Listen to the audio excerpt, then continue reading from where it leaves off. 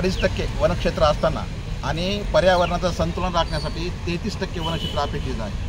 बीड जिल्ह्यामध्ये वारंवार जे दुष्काळाचं संकट येत आहे ते बीड जिल्ह्यामध्ये वनक्षेत्र कमी असल्यामुळं बीड जिल्ह्यामध्ये कोट्यावधींचा निधी खर्च करण्यात येतो। मात्र जर आपण पाहिलं तर झाडे वाचवा आणि झाडे जगवा ही योजना जी आहे शासनाच्या याच्या मुळावर आहे। कारण की पाहिलं आपण तर बीड जिल्हाधिकारी कार्यालयातली झाडं सुरक्षित नाही आहे। कारण नसताना जी अनावश्यक झाडे रस्ता रुंदीकरण याच्या नावाखाली यापूर्वी नगर रोडवर शासकीय कार्यालयाच्या आवारातली बरीच झाडं तोडलेली आहेत। मात्र या ठिकाणी आपण पाहिलं जे सागवानाचे झाड आहे काल तोडलेलं ते केवळ आर्थिक फायद्यापोटी आणि याला कुठल्याही विभागाची परवानगी आम्ही जिल्हाधिकाऱ्यांना विचारलं, सीओना विचारलं, बांधकाम विभाग यांना विचारलं। त्यामुळे आमची अशी मागणी आहे की संबंधित प्रकरणामध्ये गुन्हे नोंद व्हायला पाहिजे।